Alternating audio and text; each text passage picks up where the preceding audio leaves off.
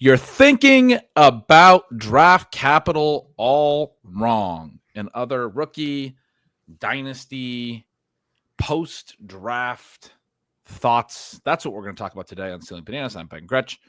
You can find the Stealing Signals newsletter at bengretch.substack.com. With me, as always, is a man who is completely in his element right now, Shawn Siegele. You can find a ton of fantastic work right now at RotoViz.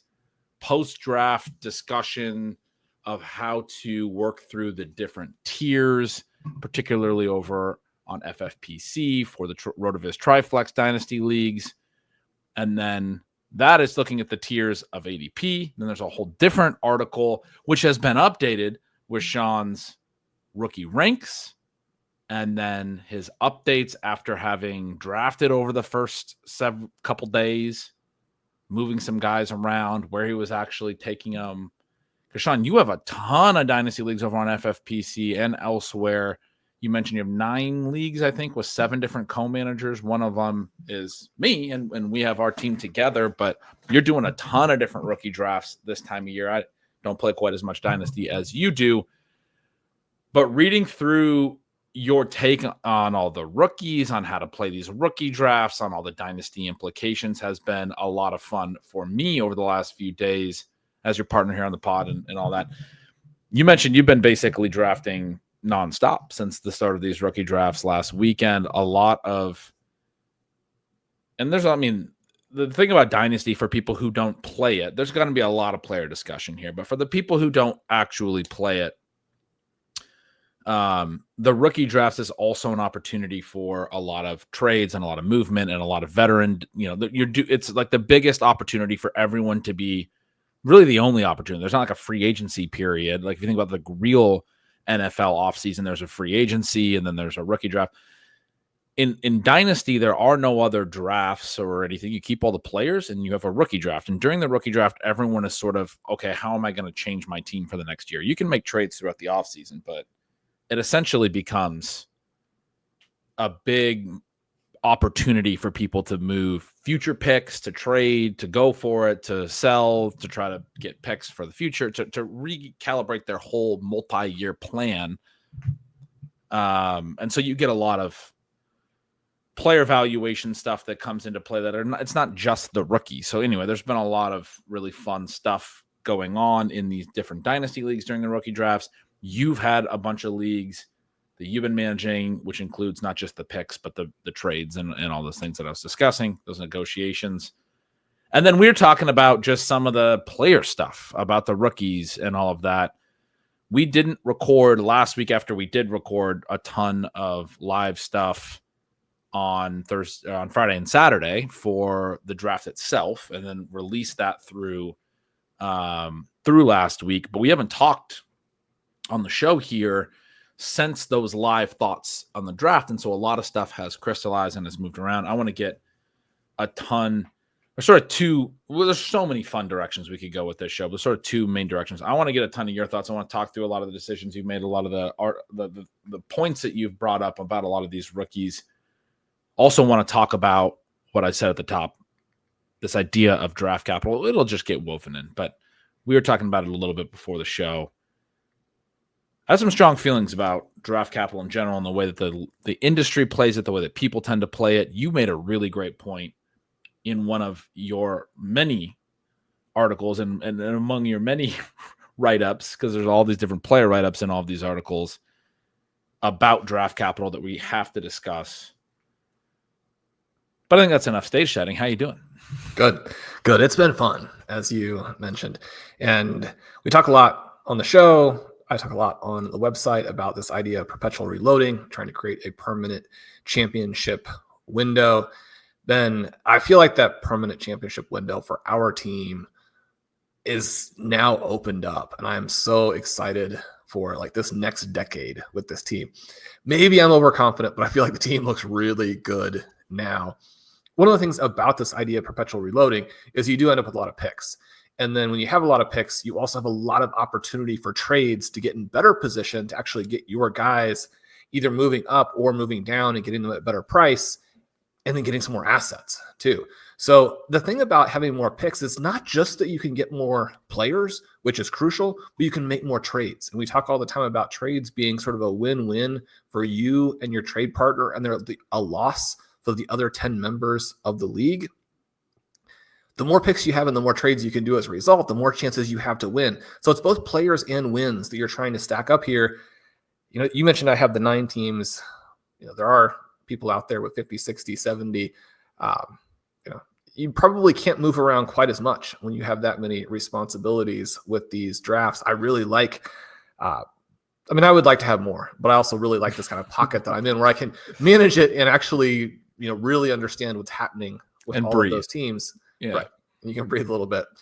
I have to say that rookie draft weekend in the FFPC might be my favorite couple days of the year. It's a lot of fun. Every once in a while it's a little stressful because you're like, am I going to get my guy? Am I going to get this trade accepted? But man, it is so much fun. Speaking of getting our guys and getting some trades accepted, well, you and I were kind of positioned that we didn't have to do that in our league. We had these 3 picks in the first round. We traded George Pickens last year at the cutdown for a future first. That team looked good. It didn't seem like they were going to be a team that would be in the mix for the 101. But the way that this works in the FFPC is that if a good team misses the playoffs, which can happen, they are then actually really well positioned to win the back draw and get the 101. So that's something to think about when you're making trades. Sometimes making trades with a very good team positions you better than making a trade with a bad team. Yeah, that bad team is going to have a bye in the first round of the back draw. They are going to be locked into a top 4 pick. But we end up with Ashton Ginty from that George Pickens trade. Obviously, we're pretty happy about that. But the real excitement started around the 108. And if there's anybody listening who is not subscribed to Stealing Signals, Ben's RJ Harvey write-up this last week. It would completely and totally convince you to sign up now and sign up forever. Ben, this is the coolest article about Harvey, but you also go into some other elements, which is and does touch on this topic that you teased at the top, which is draft capital. What does it mean? And what does it mean? We're going to talk about it in a variety of, or from a variety of perspectives today. But one interesting one is, what does it mean when a player like Harvey goes above expectation? You beautifully laid this out and discussed what you think it means. And there was also a lot of interesting notes there where I think it helped people understand kind of what a hit is and what a miss is. Because some of the feedback on this idea of people who are like Harvey, you talked about a great tweet from Kyle talking about Harvey being in this cohort of players who were drafted above where they were expected by 20 or more picks. And you went through this group that he had mentioned. One of the pieces of feedback were that it was like, say, 4 hits and like 15 misses, something to that effect. And the really interesting part of the breakdown, there were several here. I want you to talk about this in terms of the volume and all of that. But a lot of the picks that people think of as misses, not only did they score a lot early, but almost all of these guys got some serious work. Yeah, you set that up so well, but it's like not that great of an article compared to the massive amount of work you've done over these last few days. I want to highlight your work, but we can talk about my little quick write-up, whatever it was, for a moment. It's funny because I do think RJ Harvey's a great spot for us to start, because this is a guy that I think we're going to both, Stealing Bananas listeners, are what did Colm always call them? The Banana Boys? I put that into a headline for one of the shows there. I thought that would the Banana Boys will want to know who the favorites are becoming. Harvey's a guy that I saw a tweet about and decided to write up and had some opinions on about a week ago, before our draft together started, Sean. And then I had dug into, and actually any of my post-draft rookie drafts, because none of mine started immediately after the draft. None of them started until the following weekend. Had a pre-draft rookie draft, I think we talked about, prior to the actual NFL draft. But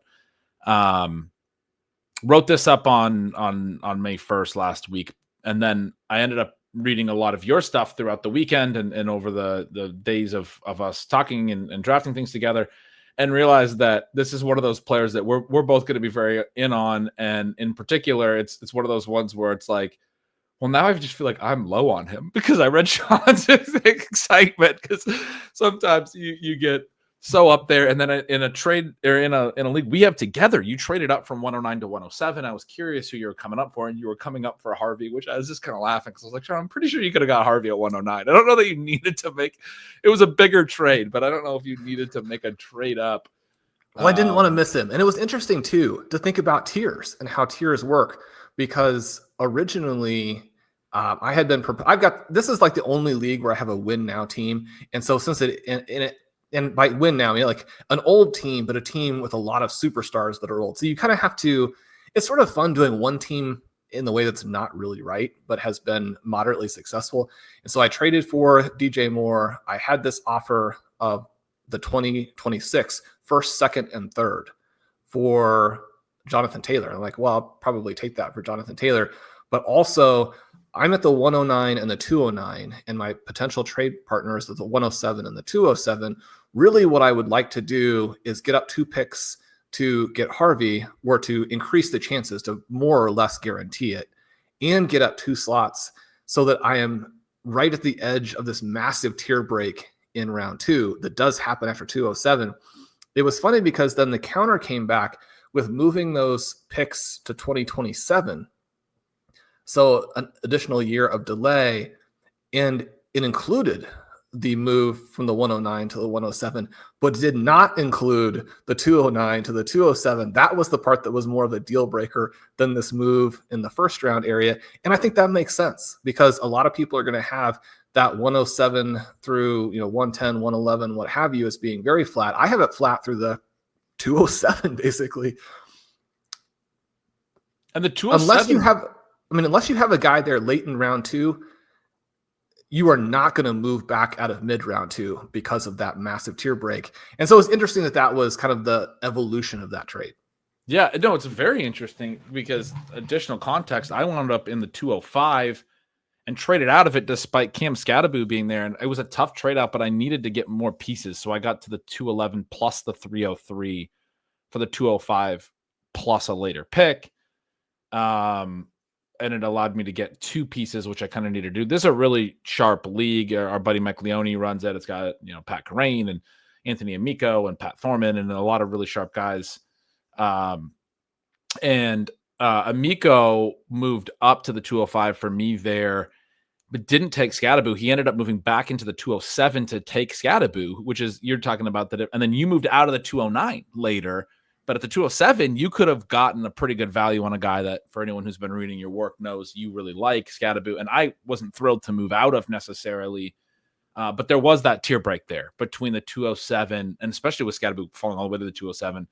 And where I drafted the 211, I ended up taking Jadon Blue, who's somebody we can talk about as well on this show, and took Jalen Royals at the 303. I got a running back and a receiver. That's a different tier for sure, but I wanted to be able to get 2 guys in that range. There were some tight ends that also went in that range that were on my radar if they landed to me. I knew I'd get 2 guys I liked in that range. I ended up letting Jarquez Hunter go in this one. Another guy I liked in that range. I was trying to buy even more picks in that range. That 2-3 turn is really fun as well, but it is a different tier. And so it changes the math a little, but I was able to obviously get 2 bites at the apple instead of 1. And this team kind of needed that.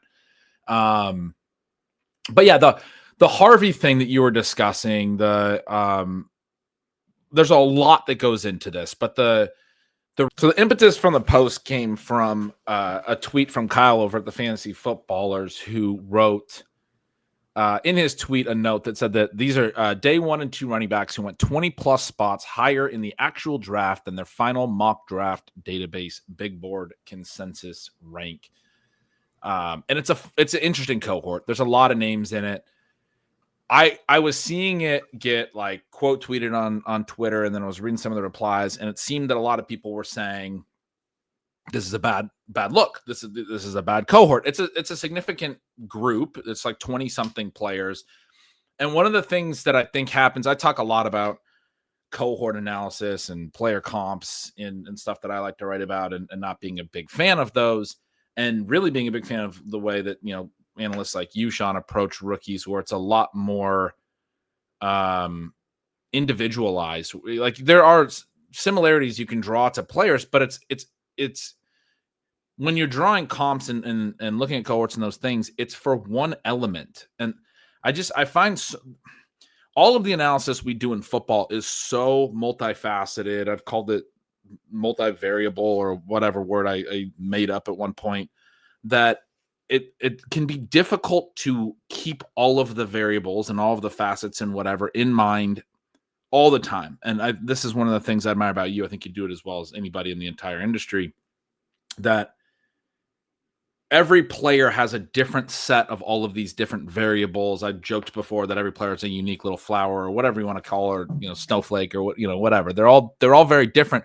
They might be similar in style to a different player, but you can think about any player comp you want, be like, yeah, that guy is kind of similar to that guy, but one could be a superstar, one could be a complete washout, and they are very similar, but the different little traits that they have manifest in such different ways. I don't want to go too far down that rabbit hole. We've been in that rabbit hole, but with prospects and with players we haven't actually seen at the NFL level, it becomes this thing where to replace the complexity of all of the different facets of the analysis, you want to find ways to simplify. So when you see a cohort like this, it's like, well, this is a wide body of outcomes. And then you focus on the outcomes. It's always a jump to the outcome. So I mentioned that note in the article that you mentioned as well, that one of the responses that I got after I quote tweeted Kyle's post was that there were 4 clear hits and 15 clear misses in sort of in dynasty terms. And the person was relating it to the price of a late first round pick, which is Harvey's price. And I just felt that was wrong. I felt that was the wrong way to look at it. I mean, first of all, I felt like that was wrong from the perspective of what you're calling a clear miss for a late first round pick, because of the names, Jahmyr Gibbs, Nick Chubb, James Conner, and James Cook are all in this cohort, which are all intriguing names, and I thought were probably the 4 clear hits. He didn't name them, but it left out Rashad White, who has started his career with 3 straight 50-catch seasons. He's been over 1,000 yards with 9 TDs twice. He was the overall RB4 in his second season. That's for a late first. That's a clear hit. That's not a clear miss. Antonio Gibson was on this list, back-to-back 1,000-yard seasons with double-digit touchdowns in both to start his career right out of the gate. And that's a hit for a late first in Dynasty. There's a lot of misses. If you play Dynasty, you're going to have misses in the late first. Guys that you like that just do not produce at all. Miles Sanders was on this list, 1,300 yards twice in his first 4 years. Devin Singletary is on this list, 5 straight seasons over 950. Maybe not a massive hit, but consistent production, maintained some trade value early in his career. A.J. Dillon was not good in his first year, but 1,100 yards in his second year, 976 in his third. I remember him still getting real trade value into the latter part of his rookie contract in dynasty trades. Alexander Madison's on this list, not somebody who was ever particularly productive, but was still the clear number 2 behind Dalvin Cook. And then when Cook left finally, his redraft ADP was like in the 5th round that one year. And there's a lot of people really liking him there, thinking this was his time. He had retrade value down the line in dynasty terms. Rashad Penny's on this list. He's one of the few injury-related busts, but when he finally got healthy, he had some. This is an incredible Rashad Penny stat that I found when I was looking this up. He only played 9 career games where he played at least 45% of the snaps, and in those 9 games, he had 6 games of at least 129 rushing yards. Went over 100 yards from scrimmage, 7 of the 9, 11 total touchdowns in those 9 games. That's 45% snap rate. He barely. Teams could just never get him healthy and or like able to run the plays. In that handful of games they did, he was utterly dominant. And it's interesting too to think about like what you are wanting to get, because you do want a guy who's going to carry your team when you're talking about a first round pick. But even as disappointing as Devin Singletary and Rashad Penny might have been, I don't think that Singletary was a first round pick in Dynasty either. But both of those guys had a season, well, the same season, where they were the playoff league winners. They determined everything, tournaments, and then certainly individual league championships. That's right. And this is a total tangent, because this is just, I'm saying that I don't even necessarily love cohort analysis, but it's a disagreement with the idea that this is a horrible cohort. There's some other names in there that feel like busts. Some of those names that I mentioned feel like busts because, as I wrote, their careers sort of end the way that most careers end, which is the inability to stay healthy or perform at a certain point. And then that's the most recent thing that we have in our memory. Like Miles Sanders isn't good anymore, so we think of him negatively. But Miles Sanders was really good in his rookie contract for fantasy. Anyway, the point of that tweet and that cohort is fascinating. It's this idea that RJ Harvey goes 20 plus spots higher than their final than his final mock draft database big board consensus rank. So he was overdrafted based on media reports leading up to the draft. There's a lot of things we can say about that. This idea that, you know, the way that I was talking through it was like, well, I don't really feel the need to like pin RJ Harvey to a specific draft capital. I think he's a really good player. I think the way that he fits into Denver's roster is really intriguing, and what those things are going to mean going forward. There's a lot of available opportunity for Denver, a team that played Javonte Williams way more than they had any reason to last year. And so the other elements and facets of Harvey's profile are very intriguing, including the fact that he has some really good peripherals and stuff in his profile. And I think that hints at something that's very important here, is that when you're thinking about these overdrafted groups, you need to mentally break them into two very clear categories. One, a group that was overdrafted based on consensus, but in part because the consensus didn't seem to accurately take into consideration all of the production. And the second group where they're overdrafted and basically have no production to speak of. Those are players who both fit this criterion of overdrafted, but they're completely different profiles other than that. I still remember when we were doing the draft, doing the live stream, and the 49ers selected Tyrion Davis-Price, and we were just like, what's happening? Because, I mean, that was a UDFA type of profile.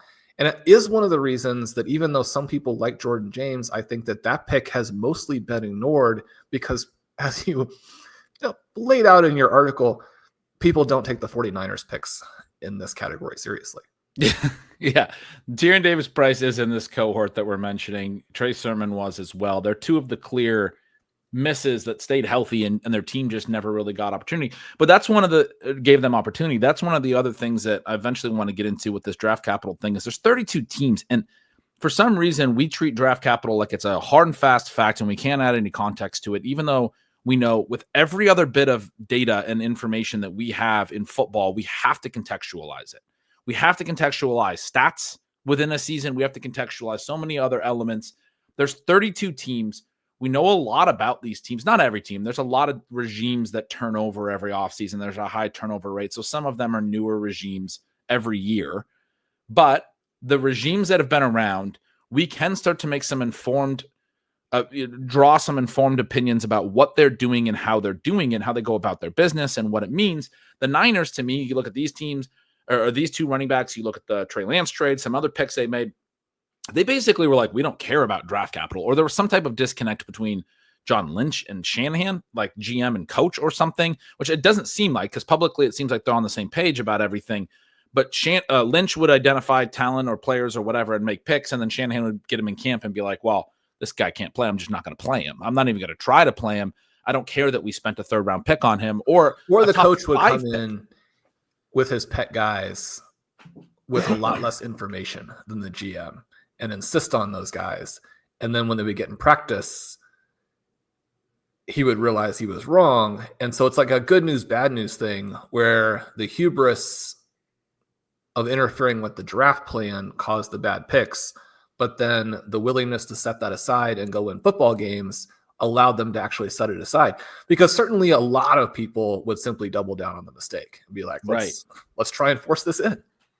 And that's an interesting point that, you know, as we go back to just the Harvey analysis, that this cohort also includes names like Kerryon Johnson and I can't remember who the other specific ones were that got early work, but Royce Freeman got a lot of early work. I mentioned him that go down as busts to a certain degree.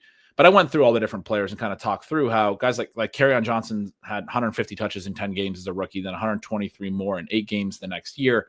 There's a 17-game pace of 258 touches across his first 2 years, which is a lot of volume for a guy who didn't see an NFL touch after his third season. He was out of the league. Royce Freeman got 144 touches in 14 games as a rookie, 175 in his second year. Again, That's not massive work, but again, plenty of work early on. So these guys that are being overdrafted, in some cases, like the Kerryon Johnson pick, this is a bad version of the Lions back in the day.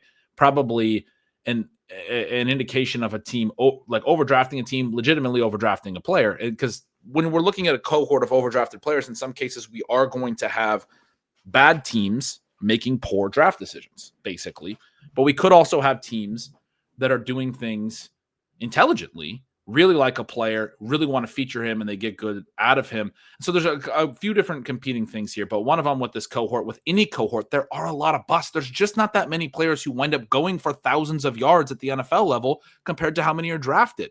And people look at cohort, certainly not for 5, 6, 7, 8, 9, 10 years. Yeah, they want every player on the cohort to be Jahmyr Gibbs and Nick Chubb, and it's like, I mean, this has James Conner, Nick Chubb, Jahmyr Gibbs. It's got a lot of actual, like, real legit hits on it. Any cohort is going to have plenty of misses. You'd really have to manipulate the data to find a better cohort, or a perfect cohort that doesn't have any misses. Well, it was interesting, Ben, when I did that kind of redrafting the last 10 rookie drafts and then ranking them, which, do the two things kind of simultaneously. It was interesting to do that in that, I mean, this is always fun to rank things. But doing the redrafts, like there was a class, I don't have the piece up because I wasn't thinking about this originally, but ranked fairly highly, but almost all due to like second, third, and fourth round rookie picks. The first round had actually been a wipeout. Yeah. And that's, I mean, and this other point we got to get to here in this discussion, I'm getting off on so many tangents, but in your write-up of Pat Bryant, another Bronco, so it ties back into RJ Harvey, you wrote, and Pat Bryant's not getting a lot of hype in rookie drafts, but he was a day 2 pick. He went in the 3rd round. RJ Harvey was their 2nd round pick. Pat Bryant's their 3rd round pick. He's a wide receiver from Illinois. You're what the fantasy community isn't buying. Bryant seems to be getting punished because the draft community didn't anticipate him going so early, so he was another reach. But there's a circular element. Teams that do a better job keeping their picks quiet then get, I don't even know how to say this word. It's one of those words I've read a million times, but I don't know how to say it. It's the pilloried. How do you say it? Pilloried, yeah. Pilloried, because they didn't set analysts up to expect the selection in that area of the draft. I could have just let you make your own point, but I wanted to read that because I thought that was such a good couple sentences. The Broncos have done a good job over the last couple of years now of keeping their draft picks under wraps. You and I, right before the show, were talking about Tyler Shuck a little bit. And I mean, it's a terrible pick at pick 40. And everyone knows it's a bad pick. But you just told me his FFPC ADP is 303 in these super flex leagues, which it does not make any sense to me. I was telling you, I'd been discussing with another co-manager earlier today. His ADP makes 0 sense to me. I'd maybe consider him in the 4th round. And he was like, my other co-manager was like, well, I was telling him to make the case. He said draft capital, pick 40, and the fact that he's probably going to start week 1. And I don't even deny those things, but this is a really old prospect. He's like 25. He played 7 years of college ball, basically only started once and wasn't very good. There's not a lot of rushing to the profile or anything.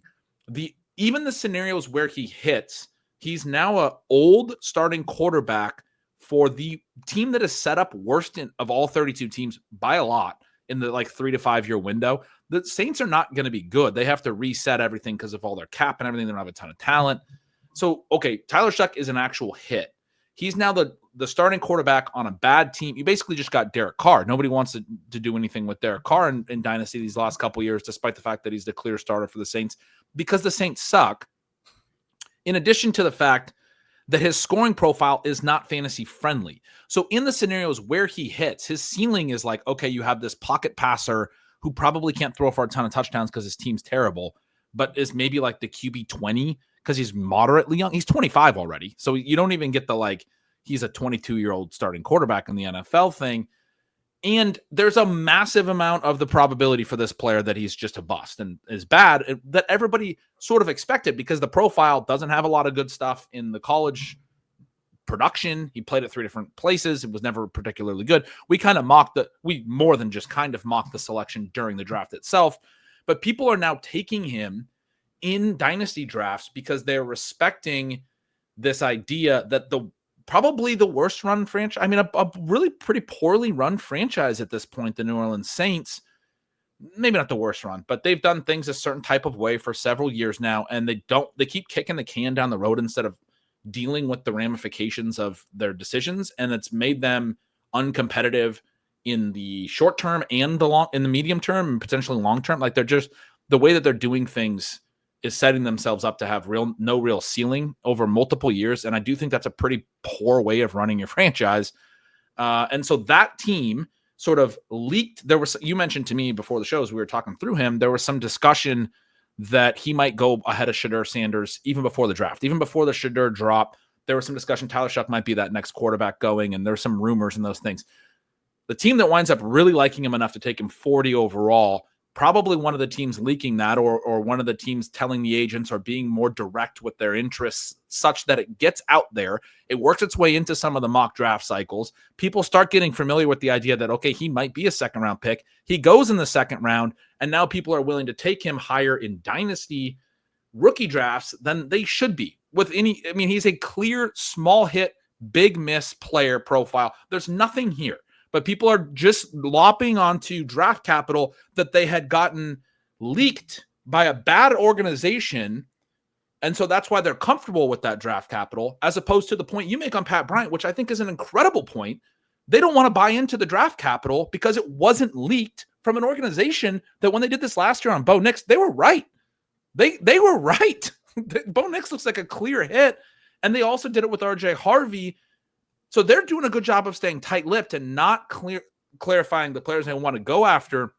But you really like the RJ Harvey profile as an analyst. You really like the Pat Bryant profile as well. And people are buying into Harvey more because it was a clear, great landing spot. But people are not buying into Pat Bryant because they don't want to buy into the draft capital. That, by the way, another example of this is that Jack Beck guy or whatever, a bad organization in the Raiders overdrafted a guy that was starting to get hype that didn't make any sense. This guy has no production in college. And then because he went in the second round, when everyone started to buy that he was going to go in the second round, now we care about it. But when Pat Bryant mysteriously goes in the third round, granted, no one wants to buy this player because it feels like an overdraft. That just all is so backwards. It does seem that way. Now, I think that you could make the additional point that if the Broncos did such a good job of keeping this stuff secret, then they could have also made the tactical decision to wait a little bit longer on those guys. And I think there's something to be said for that, but that also probably ties back into this idea that they really like these prospects.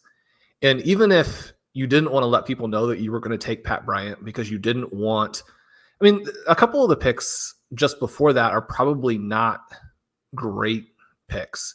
Kyle Williams is, somewhat trendy because he had a solid final season. He's athletic. He goes to an organization that probably needs a receiver, although maybe not as much now as they did a year ago. You have the Lions take a flyer on a pure athlete. Maybe the Broncos are thinking if they let people know that they want Pat Bryant, those teams might swoop in ahead of them. You could also make the case that they probably just could have taken him on day 3 and then come out with their Michael Thomas comps, and people will be very comfortable with it because you're like, oh, you got a value on a guy that you think is Michael Thomas as opposed to the other way around.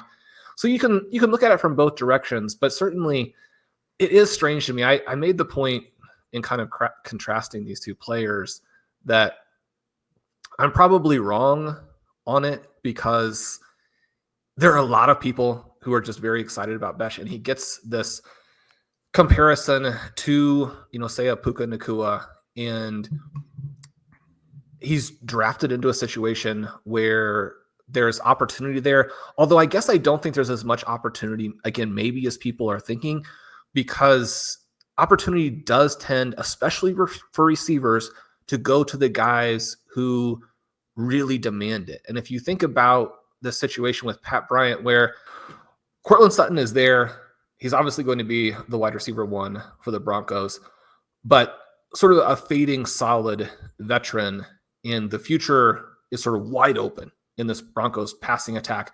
They have Mims, probably solid. They have Troy Franklin, might be a vertical player. They have RJ Harvey. Hopefully they're going to throw the ball to him. But this is wide open as we look to the future. When you're talking about the Las Vegas Raiders, I mean, this is the Brock Bowers and Ashton GT show. Even though neither of those guys are a receiver or a wide receiver, like how much actual volume is there after that? And then Jacoby Myers is better than people tend to really think about. I mean, that's the third piece. That's the third guy who is going to still score in fantasy. So I'm looking at this, and I want to make the point that one of the ways that I've gotten better again at playing fantasy is I've evolved beyond the point of thinking that the stats tell us everything and are purely the whole story. But I did want to go back to this comparison between these two guys who I think are pretty similar.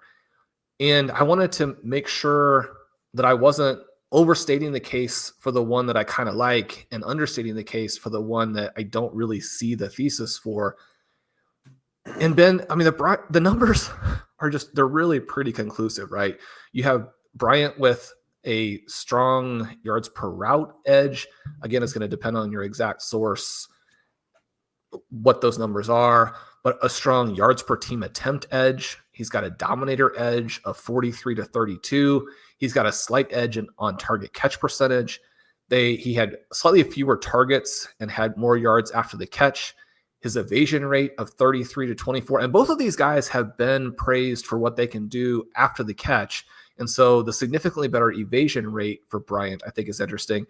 Got a better first down percentage. Some people like that when it comes to the prospects. He's got a better boom percentage. You like to see the ability to make big plays.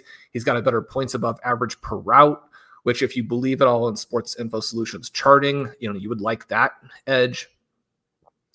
He's almost a year younger. His previous seasons were better. My thought on these two guys is that even if I'm wrong, and again, that's certainly the direction that everything about the market is pointing, I think there's an exploitable opportunity here in that the players are almost certainly closer together than what their dynasty ADPs of late in round 2 versus the middle of round 4, what that indicates.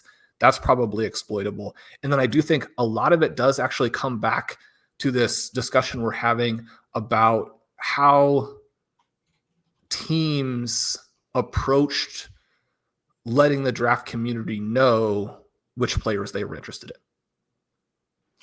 Yeah, it's surprising. And I think some people will say that, Betch or Beck is a second rounder, Pat Bryant's a third rounder.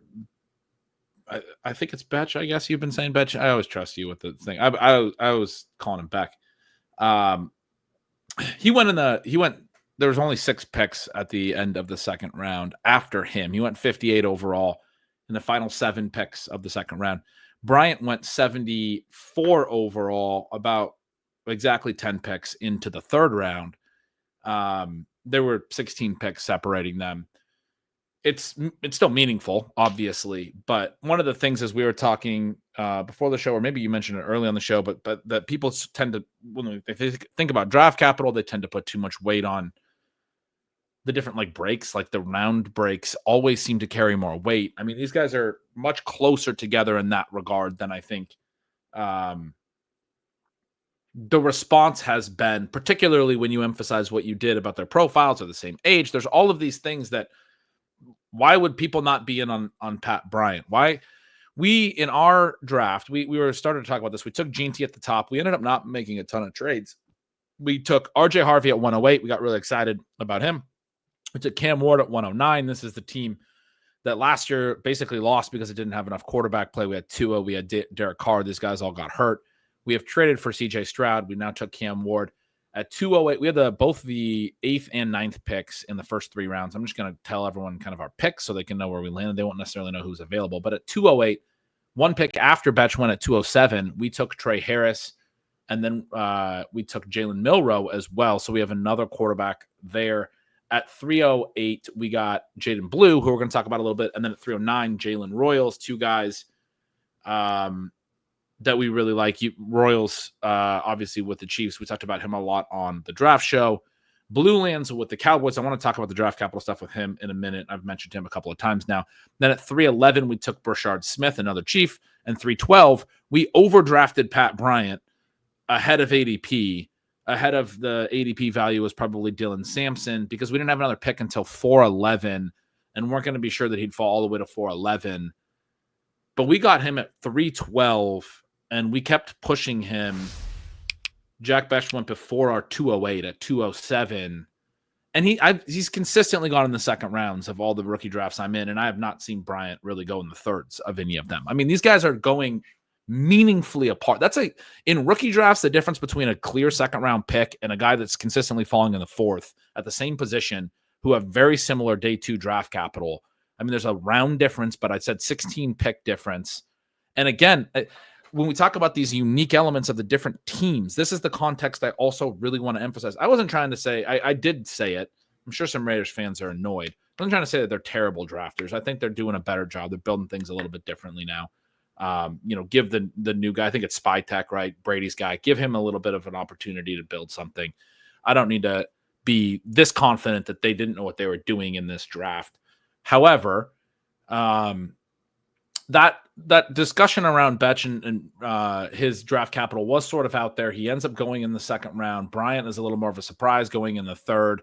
And I'm also not trying to give the Broncos a ton of leeway necessarily. I was kind of over exaggerating that to a degree, because certainly there's uncertainty, and our opinions on the ways that these teams are going to exist and operate and how things are going to play out, we have to be very willing to adjust to the uncertainty in, there's just not a lot of teams that can consistently beat the draft and all of those things, right? There's just not a lot of certainty with anything that they're doing. So we can't be certain in our evaluation of what they're doing. Well, it's very possible that he'll come out and be a star from day one for the Raiders, and we really never hear about Pat Bryant again. I mean, that's very possible. Sure. So as we think through the different scenarios and the probabilities, I mean, that one definitely exists as well. Yeah. But where I was slowly trying to wrap back around to was the great point you made about the Raiders as an offense and how they work and all of those types of things. The other reason I've not gotten excited about Betch is I don't like the landing spot. And I do feel like fantasy analysts, or some who care a lot about draft capital and care a lot about individual player profiles. I mean, we all learned this lesson as an industry several years ago with like AJ Brown. He was like the 102 pre-draft. And then he lands in Tennessee, and everyone goes, well, Tennessee can't throw. They suck. We got to move A.J. Brown all the way down. He was going like 110, 111. It was a massive overcorrection. People were taking him at the end of the first round because he landed on a team that the previous couple years had been just Derrick Henry offenses, and they didn't throw the ball, and there was no way for receiving production. And the lesson that was learned was landing spot basically doesn't matter. Focus on the players. Focus on the profile. And I think there's a lot of other reasons that that's continued over time. But people focus so much on the profile that they don't even seem to put any weight on the landing spot. Or I think that the industry puts too little weight, or ADP puts too little weight relative to just pure draft capital. And you made a great point about the Raiders. Like, this is going to be a Gene and Bowers team. They have two superstars, like absolute superstars. They probably have the best tight end in the NFL right now already. And they just drafted a running back in the top 10 that some people are ready to anoint as one of the very best running backs in the NFL. This is a team, I've seen people suggest that you can't draft Bowers at his ADP because Ginty's going to get so much work as a rookie runner that Bowers can't catch enough passes. And then to your point, if anyone else gets any work, you do still have a competent veteran in Jacoby Myers who's there and is going to catch some passes. In addition to that, there's not room for a second round receiver who doesn't have a very strong production profile, doesn't draw a lot of volume, doesn't earn a lot of targets. Yes, he's athletic, but to come in and be a big producer, which we need in fantasy. This is why I look at stats like targets per out run, is when I look at a situation like this, he's got to be able to come in and steal volume from a guy in Brock Bowers who sidelined Ladd McConkey, who's a clear hit, who sidelined, all these other guys, Adonai Mitchell and Jermaine Burton, guys who went on day 2 in the NFL draft. They were all nothing compared to Bowers' production as a true freshman in college. This is a dominator of a route runner and a producer who did that as a rookie last year at tight end. And you also have Jacoby Myers, who draws a lot of volume per route as an ancillary receiving weapon and you have this dominant running back, there's not room unless you can come in and steal volume from good players. That's not his profile. So then you're like, okay, he's going to be a low target, needs to be efficient player. That's a problem for me. As you talk through the Pat Bryant thing, that's not a problem. He can come in there, and there's enough uncertainty in the ways that Peyton does things. There's enough there. I think Peyton's still kind of getting his footing. He talked about still looking for a joker this offseason, right? All the rotation stuff that they did last year, maybe he wants to do that forever. Maybe he just doesn't feel like he has the right personnel yet in this new iteration of this team that he's building up. Now he's got the quarterback in place. That's part of the reason I'm so in on RJ Harvey as well, is I think we're going to see more consolidation, a little bit more out of the Broncos as things get in place that he likes. I don't think that Peyton has really liked a lot of the guys they have. I'm not Peyton's biggest fan. I don't want to give him too much credit for anything, but there's uncertainty there. You play into the uncertainty relative to, I look at the Raiders and maybe injuries could free up work, but there's not a lot of uncertainty there about where the volume's going to go. And so you look at the different teams, there's 32 teams, man. You can analyze each of them differently. Like it's not just the player profile. So anyway, that's another huge thing. The landing spot is relevant. It does impact the range of outcomes, maybe not for their whole careers. When you make the A.J. Brown example and you look back, you're like, that's so silly about the Tennessee Titans' early career stuff because A.J. Brown is just that good. But you also look at A.J. Brown's production over the years. He didn't do as much when he was in Tennessee.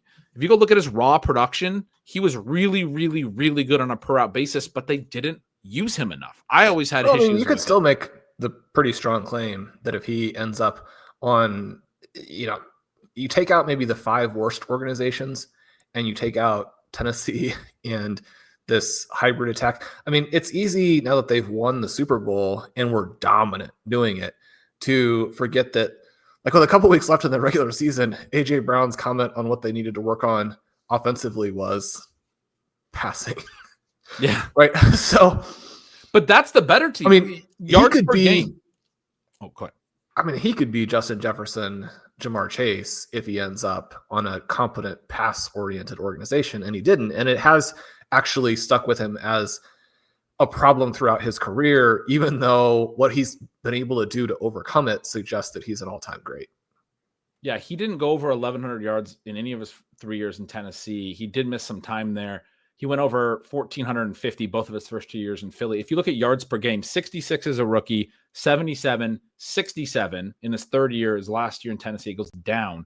And then in his 3 years in Philly, which also, as you just noted, has not been the best environment, 88, 86, 83, immediately a new tier of yards per game for him when he got into a different offense that treated him like a true number one in those things. The point isn't to say that A.J. Brown was a bad dynasty pick or anything. Obviously, he's the poster boy for talent can rise above situation. It is to argue that the situation still brought him down a little bit. And when you think about the various levels, A.J. Brown, like you just argued, could be in a Jamar Chase tier. He's one of the 5 probably best wide receivers in the entire NFL. When you're talking about guys that are somewhere in the middle and need situation to like boost their production or maybe hurt their production, they're not great, but they're not necessarily bad. Then you're talking about, okay, what happens to their dynasty trade value over the first couple of years of their careers and those things. The situation does really influence whether you're able to maybe trade the guy next year and move out of him if you don't think he's particularly good. All of those types of things are super relevant, and they do impact some of the decisions. Again, RJ Harvey's a great option, or a great example. I think a lot of people are excited about him ahead of draft capital in rookie drafts because of the situation and the expectation that he'll get a lot of volume early on. But there's a lot of this ignoring, I think, of the circumstances, or I guess maybe it's just misreading in my opinion, but there's a lot of consensus in uncertainty of like the Pat Bryant selection.